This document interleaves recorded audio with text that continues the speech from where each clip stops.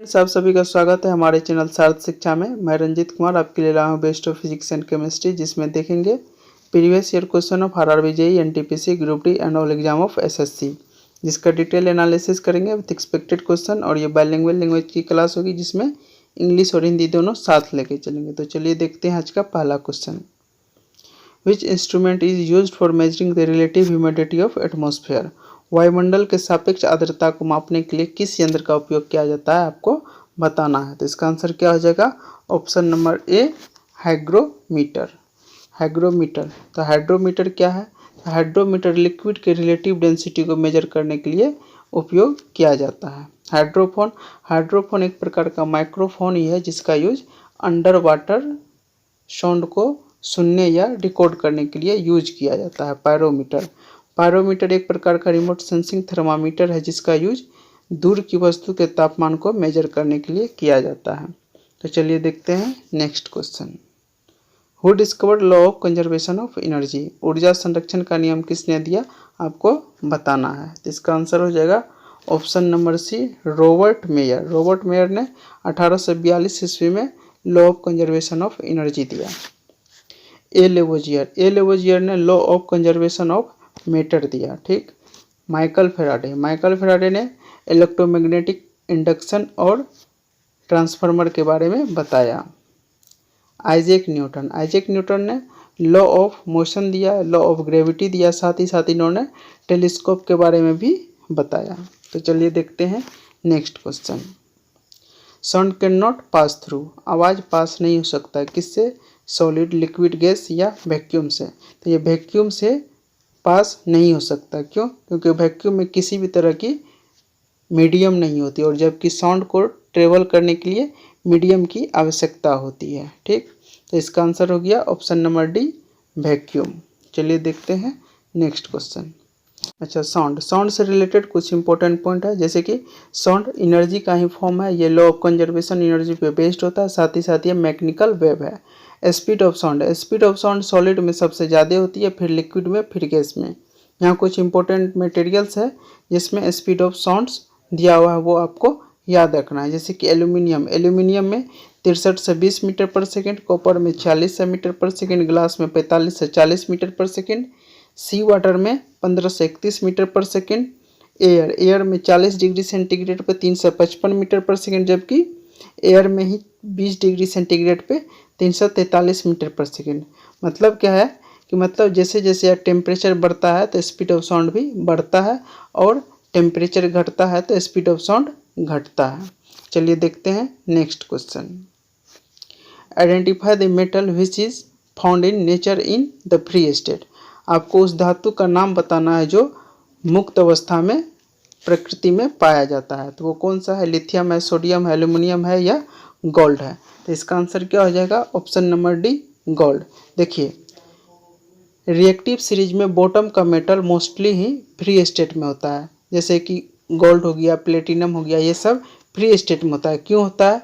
क्योंकि ये normal condition में एयर, वाटर या किसी भी अदर केमिकल्स के साथ रिएक्टिव नहीं होता है। तो इसका आंसर क्या हो गया? Option number D, gold. अच्छा, लिथियम का एटॉमिक नंबर 3 होता है। इसका यूज एयरक्राफ्ट्स के निर्माण में तथा बैटरी में भी किया जाता है। सोडियम क्या है कि सोडियम बहुत ही रिएक्टिव होता है, ये हवा से रिएक्शन कर लेता है, जिसके कारण इसको केरोसिन तेल में रखा जाता है। आपसे क्वेश्चन पूछा जाता है कि ऐसे मेटल का नाम बताइए जिसको कि चाकू से भी काटा जा सकता है। तो उसका आंसर क्या होगा? सोडियम, इसे चाकू से भी काटा जा सकता है। एल्यूमिनियम क्या है? ये बॉक्साइट का मुख्य अयस्क होता है, और ये अर्थ पे प्रचुर मात्रा में पाए जाने वाला धातु है। तो चलिए देखते हैं next question. Which gas in its solid state is known as dry ice? आपको उस गैस का नाम बताना है जो ठोस अवस्था में सूखी बर्फ के रूप में जानी जाती है। तो इसका आंसर क्या हो जाएगा? हाइड्रोजन होगा, कार्बन डाइऑक्साइड होगा, ऑक्साइड ऑफ मैग्नीशियम या नाइट्रोजन। तो इसका आंसर होगा option number B, carbon dioxide. ठीक। ऑक्साइड ऑफ मैग्नीशियम क्या है? यह एक प्रकार का एक कंपाउंड है, जैसे कि MgO इसका फॉर्मूला होता है। ठीक। नाइट्रोजन का खोज रदरफोर्ड ने किया और ये चिप्स के जितने भी पैकेट होती है जैसे कि कुरकुरे, लेज, इन सब में नाइट्रोजन गैस ही भरी जाती है। ठीक। अच्छा, कार्बन डाइऑक्साइड। कार्बन डाइऑक्साइड वायुमंडल में ग्रीन हाउस गैस के रूप में भी कार्य करता है। साथ ही साथ इसकी मात्रा वायुमंडल में 0.038% है। ठीक। चलिए देखते हैं नेक्स्ट क्वेश्चन। हाइड्रोजन। हाइड्रोजन से रिलेटेड कुछ इंपॉर्टेंट पॉइंट्स है जैसे कि इसका डिस्कवर हेनरी कैवेंडिश ने 1766 ईस्वी में किया, जबकि इसका नामांकन ए लेवोजियर ने 1783 ईस्वी में किया। इसका सिंबल एच होता है और ये पीरियोडिक टेबल का लेटेस्ट एलिमेंट है। इसके आइसोटोप्स प्रोटियम, ड्यूटेरियम और ट्राइटियम है। चलिए देखते हैं next question. The pH of pure water at 25 degree centigrade is. 25 degree centigrade पे शुद्ध पानी का आपको pH वैल्यू बताना है। ठीक। देखिए इसका आंसर क्या हो जाएगा, option number B 7। pH value का डिस्कवर सोरेंस ने किया। इसका यूज ये है क्या, देखिए ये किसी भी सब्सटेंस वो कितना एसिडिक है या बेसिक है वो बताने का काम करता है। यदि किसी भी सब्सटेंस का pH वैल्यू 7 से कम है तो वो एसिडिक होगा, 7 से ज़्यादा है तो बेसिक होगा, और एग्जैक्ट 7 है तो वो न्यूट्रल होगा। जैसे कि प्योर वाटर है, इसका 7 है। चलिए देखते हैं नेक्स्ट क्वेश्चन। अच्छा, यहाँ कुछ इंपॉर्टेंट सब्सटेंस और उसका pH वैल्यू दिया हुआ है जो आपको याद रहना चाहिए। जैसे कि सबसे स्ट्रॉन्गेस्ट एसिडिक कौन सा है, तो हाइड्रोक्लोरिक एसिड है जिसका pH वैल्यू 0 होता है।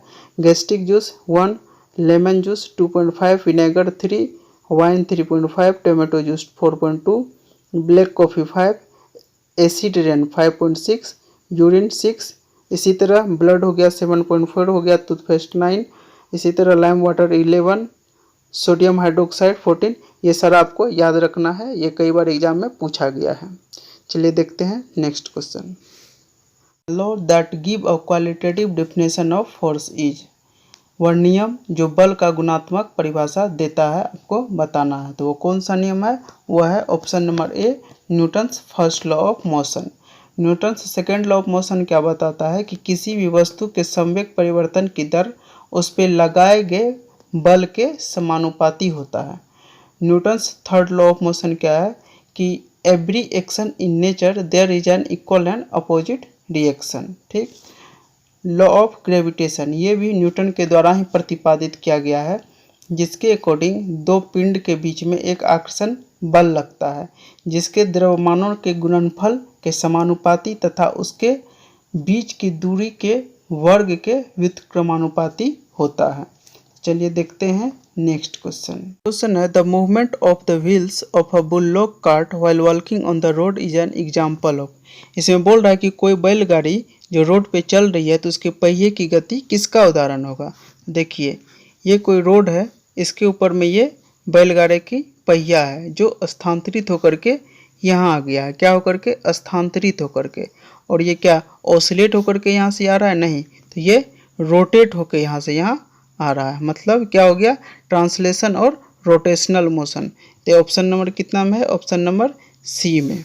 चलिए देखते हैं नेक्स्ट क्वेश्चन।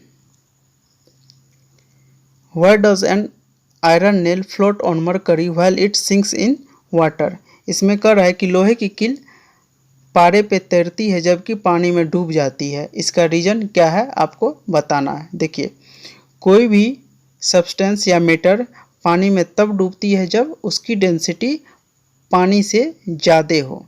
तो यहाँ क्या है कि लोहे की कील की डेंसिटी पानी से ज़्यादा है जबकि मरकरी से कम है, इसी वजह से ये पारे पे तैरती है और पानी में डूब जाती है। तो ऐसा किस ऑप्शन में है, option number C. Option number C में है iron density is higher than water and less than mercury. तो क्या हो गया आंसर, ऑप्शन नंबर सी। चलिए देखते हैं नेक्स्ट क्वेश्चन।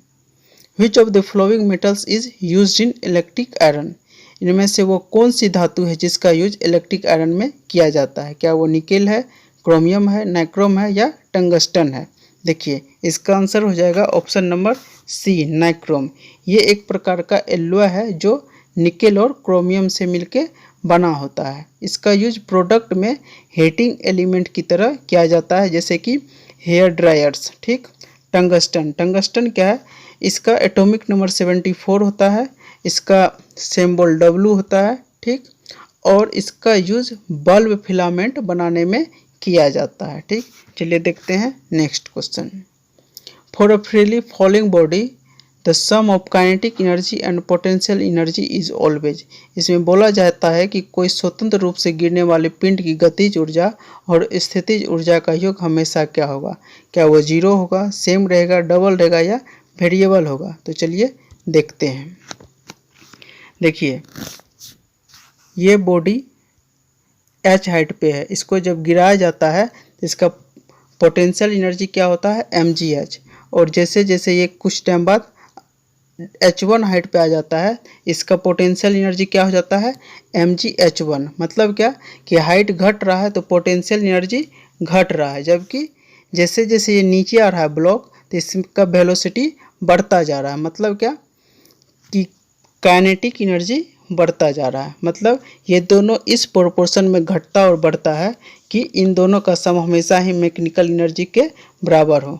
मान लीजिए इनिशियल में ये 2 था, ठीक, और पोटेंशियल एनर्जी 8 था, ठीक। लेकिन कुछ समय बाद ये 2 से 4 हो गया, मतलब तो ये पोटेंशियल एनर्जी क्या हो जाएगा? 6 हो जाएगा। लेकिन इन दोनों का सम अब भी कितना है? 10 ही है। मतलब हमेशा ही इन दोनों का सम समान ही रहेगा। तो इसका आंसर क्या हो जाएगा? सेम, ठीक। चलिए देखते हैं next question. Total number of elements in periodic table is. Total number of elements periodic table में टोटल कितना मेटल है आपको पूछ रहा है। तो क्या होगा? 90 होगा, 91 होगा, 92 होगा या 93 होगा? तो इसका आंसर हो जाएगा ऑप्शन नंबर बी, 91। अच्छा, total number of non metals कितना है? तो वो 20 है। टोटल नंबर ऑफ मेटलाइट्स तो वो 7 है। इन तीनों का सम कितना हो जाएगा? 118। इसका मतलब क्या कि मॉडर्न पीरियोडिक टेबल में टोटल नंबर ऑफ एलिमेंट्स कितना है? 118, ठीक। अच्छा, ये मॉडर्न पीरियोडिक टेबल किसके द्वारा दिया गया? तो ये मोसले के द्वारा दिया गया, ठीक। तो आज के लिए इतना ही, फिर मिलते हैं अगली क्लास में। तब तक के लिए धन्यवाद।